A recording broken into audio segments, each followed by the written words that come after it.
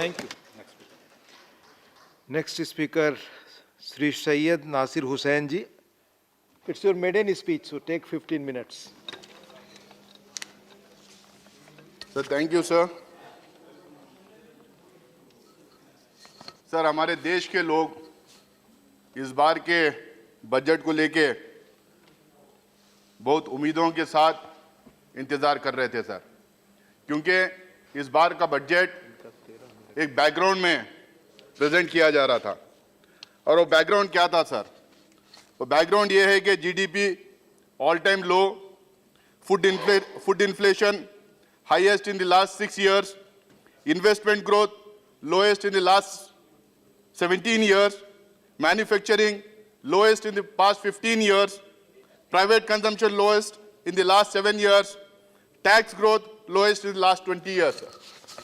तो इस बैकग्राउंड में, इस बैकड्रॉप में जब बजट पेश किया जा रहा था सर, लोगों को लग रहा था कि एक नई दिशा दी जाएगी, लोगों को ये लग रहा था कि एक नया विजन आएगा, क्योंकि 2019 के चुनाव के बाद फिर से ये पहला फुल फ्लेज बजट था, क्योंकि इतने वादे चुनाव के टाइम पे किए गए थे। लोगों को लग रहा था कि वो तमाम वादे, तमाम प्रॉमिसेस देश के प्रधानमंत्री और भारतीय जनता पार्टी देश के लोगों को जो की थी, उसका कोई रिफ्लेक्शन इस बजट में होगा। लेकिन ऐसा लगा बजट पेश करते ही लोगों की तो उम्मीदों पे पानी तो फेरा ही, सेंसेक्स पूरी तरह से क्रैश कर गई सर। ऐसा लग रहा है कि बजट देख के फिर से दोबारा एक सूट बूट की सरकार आई है।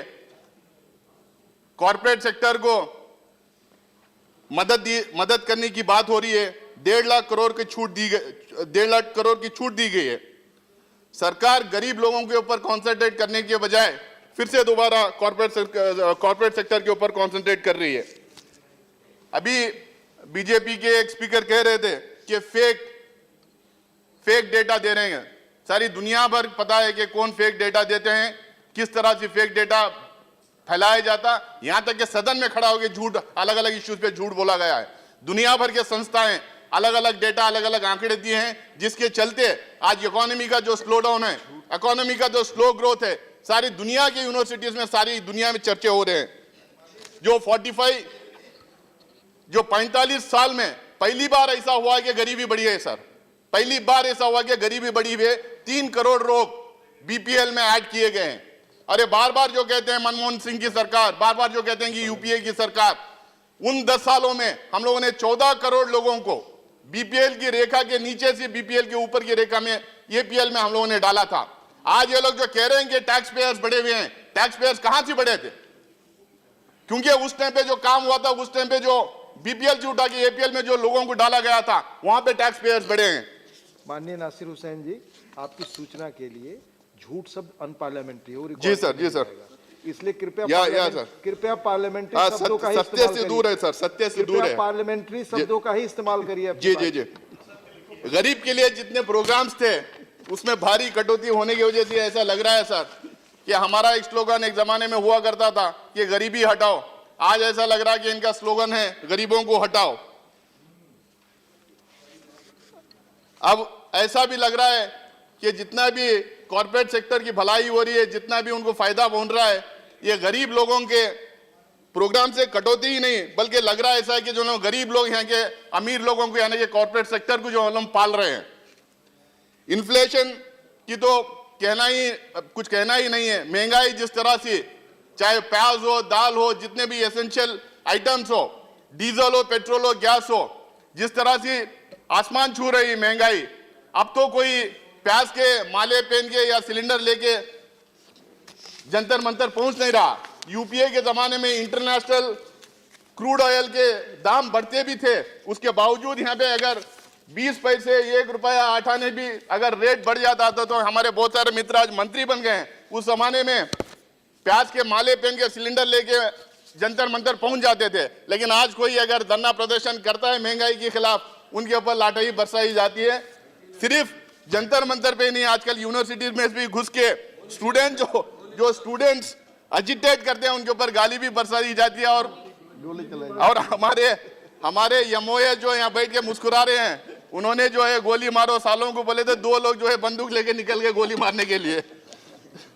एस्पिरेशनल इंडिया की बात हो रही है सर, लेकिन हर जगह ये लग रहा है कि एस्पिरेशनल इंडिया तो कहीं दिखाई नहीं दे रही है। ये सप्रेसिंग इंडिया, अनएम्प्लॉइंग इंडिया, डराओ धमको इंडिया, गरीबों को सताओ इंडिया बन गया है सर पिछले 5-6 साल से। अब ऐसी हालत है कि जो 18 से 24 साल के उम्र के जो हमारे युवक हैं उसमें 30% से ज्यादा अनएम्प्लॉयड हैं सर। हर तीसरा युवा इस देश के अंदर बेरोजगार है, अनएम्प्लॉयड है सर।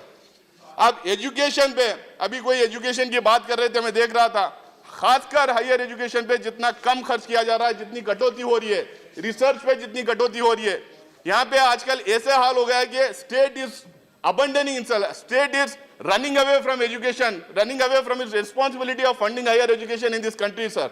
आज यूनिवर्सिटी के छात्रों को बोला जा रहा है कि आप अपनी खुद की फंडिंग करो, आप उनकी फीस बढ़ाई जा रही है, चाहे हॉस्टल्स की हो चाहे ट्यूशन फीस हो। जब छात्र निकलकर एजिटेट करते हैं तो उनपे डंडे बरसाए जा रहे हैं। जवाहरलाल नेहरू यूनिवर्सिटी हो, जामिया मिलिया इस्लामिया हो, BHU हो, पटना यूनिवर्सिटी हो, यानी हैदराबाद सेंट्रल यूनिवर्सिटी हो, जहां जहां फीस की बढ़ोतरी हुई है, जहां छात्र निकल के एजिटेट किए, इनके ऊपर सिर्फ लाठी ही नहीं बरसाई, आजकल जो है गोली बरसाना शुरू किए हैं।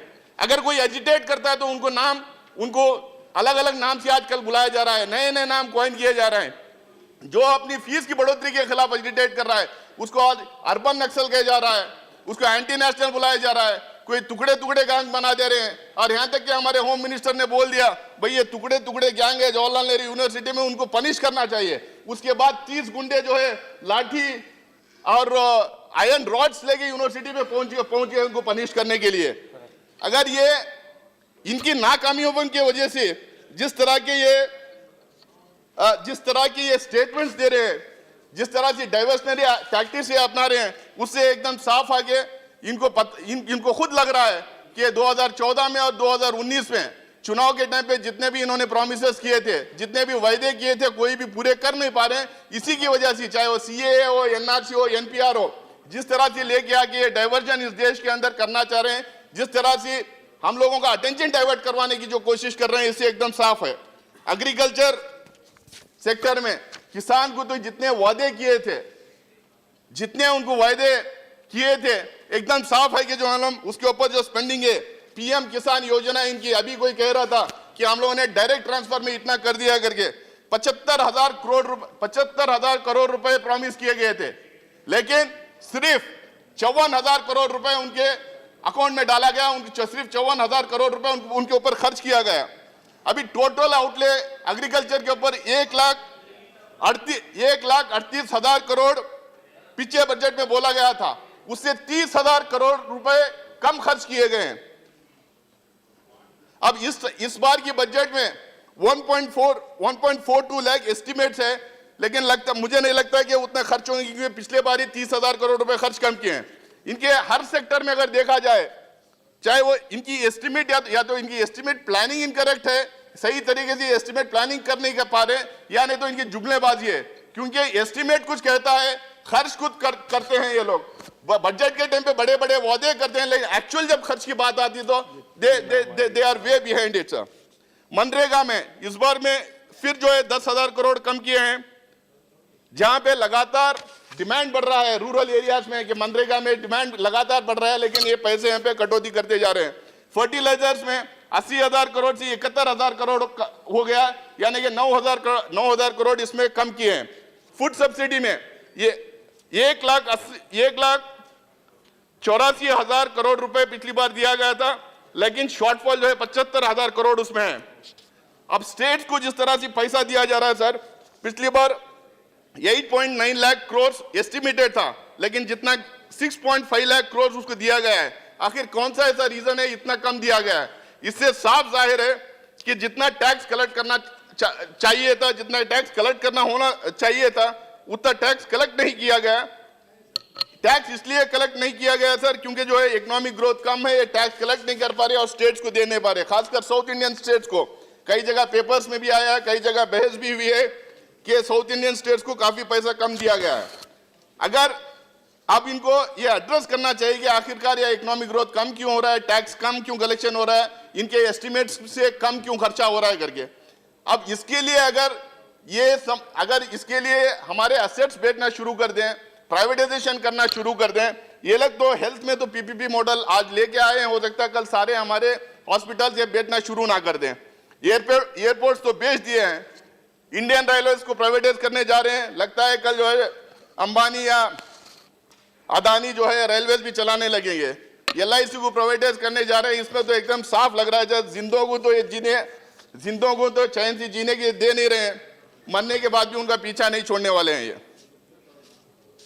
बार बार ये हर जगह, चाहे प्रधानमंत्री हो चाहे सरकार के कई मंत्री हो, लगातार ये बोलते हैं भाई ये 70 साल में क्या किया। ये भूल भी जाते हैं कि उसमें अटल बिहारी वाजपेयी जी की भी सरकार थी करके, पर उसके बावजूद 70 साल हम लोगों ने जो असेट्स खड़ा किए थे, जो इंस्टीट्यूशंस बिल्डअप किए थे, वो तमाम चीजों हम लोग 70 साल से बिल्डअप कर ले गए। पिछले 5-6 साल से आप क्या कर रहे हैं, वो 70 साल की जो हमारी मेहनत थी उसको आप बेच बेच के खा रहे हैं।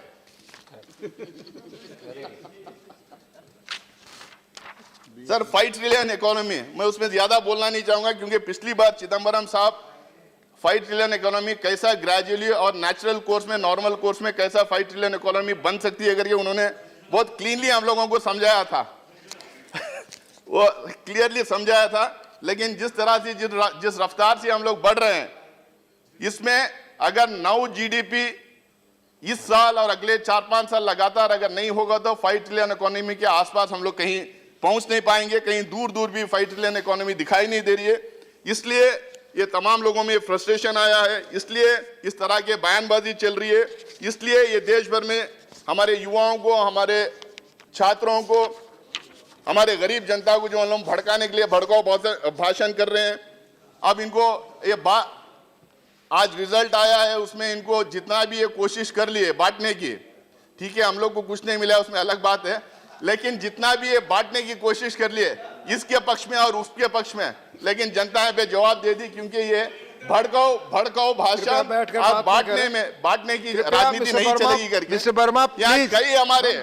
यहाँ कई हमारे स्पीकर्स खासकर भारतीय जनता पार्टी के या नहीं तो उनके पक्ष के इनके जो सहयोगी दल है लगातार खड़े होकर बार बार बोल रहे थे भाई ये जो दुनिया भर में जो रिसेशन हो रहा है उसके वजह से जो मतलब यहाँ पे हमारा स्लो इकोनॉमिक ग्रोथ है करके, ये लोग भूल जाते हैं कि मनमोहन सिंह साहब की जो सरकार चल रही थी, जब यूपीए की सरकार थी, जब जो इससे भी कई बुरी तरह से रिसेशन था दुनिया भर में, और दुनिया भर के लोग, दुनिया भर के इकोनॉमिस्ट जो मतलब उस टाइम पे मनमोहन सिंह साहब की प्रशंसा की। उस टाइम पे जिस तरह से इन्होंने इकोनॉमी को पकड़ के रखा, जिस तरह से इन्होंने हम लोगों को किसी भी तरह का एहसास होने नहीं दिया कि दुनिया भर में रिसेशन चल रहा करके, और इस इकोनॉमी को बड़ी खूबसूरती से निकाल के आगे लेके गए। आज ये बहाना करना कि दुनिया भर में रिसेशन चल रहा इसीलिए हम हर चीज में कटौती करते हैं, दुनिया भर में रिसेशन चल रहा इसलिए स्लो ग्रोथ है, दुनिया भर में रिसेशन चल रहा इसीलिए हम SC ST माइनॉरिटीज के पैसे कट करेंगे, हायर एजुकेशन में पैसे कट करेंगे, किसानों की सब्सिडी कट करेंगे, फर्टिलाइजर में सब्सिडी कम करेंगे और स्टेट्स को उनको जो पैसा जाना उसमें कटौती करेंगे। मुझे लगता है कि ये बचने के लिए, क्योंकि जो बार बार कहते हैं, पिछले जब 5 साल इनके खत्म हो रहे थे, जब ये कुछ नहीं कर पा रहे थे, उस टाइम ये बार बार कह रहे थे भाई आप तो 70 साल आपने रूल किया, आप 70 साल आपने रूल किया, अब 5 साल में हम कैसा जो है मालूम सारे वायदे पूरे कर देंगे, इसीलिए हम लोग को और 5 साल दीजिए करके। तो इसी तरह से अब इनका एक नया बहाना मिला है कि दुनिया भर में रिसेशन चल रहा है, तो हम लोग स्लो इकोनॉमिक ग्रोथ है, अगर हम लोग कटौती कर रहे हैं, अगर इन्फ्लेशन हो रहा है, महंगाई बढ़ रही है, तो आप हम लोग को थोड़ा माफ कर लीजिए। जब मुझे लगता है ये चुनाव के टाइम पे एक भाषण करते हैं, चुनाव के बाद जब कर नहीं पाते तो बहानेबाजी ढूंढते हैं। देश की जनता सरकार की तरफ देख रही है और उम्मीद भी सरकार से ही करेगी, क्योंकि जो आप कितना भी एंटी नेशनल लोगों को बुला लें, जितना भी आपके खिलाफ बात करते हैं, आपके खिलाफ एजिटेट करते हैं, उनको देशद्रोही करके बुला लें, लेकिन जो मालूम है सब हिंदुस्तानी है, वो अपेक्षा करेंगे, उम्मीद करेंगे सरकार से, चाहे सरकार आपकी हो या सरकार हमारी हो। मैं इस उम्मीद से अपनी बात खत्म करता हूं कि जब हमारी फाइनेंस मिनिस्टर जब अपनी बात रखेंगे, जवाब देंगे, उसमें कैसा ये इकोनॉमिक ग्रोथ को टैकल करेंगे, उसमें वो जवाब देंगे। उसके साथ में जो रिवाइज बजट्स आएंगे उसमें जो है ये तमाम एस्पिरेशंस को इंक्लूड करेंगे और देश को नई राह दिखाएंगे। करिए इस उम्मीद से अपनी बात खत्म करता हूँ। शुक्रिया।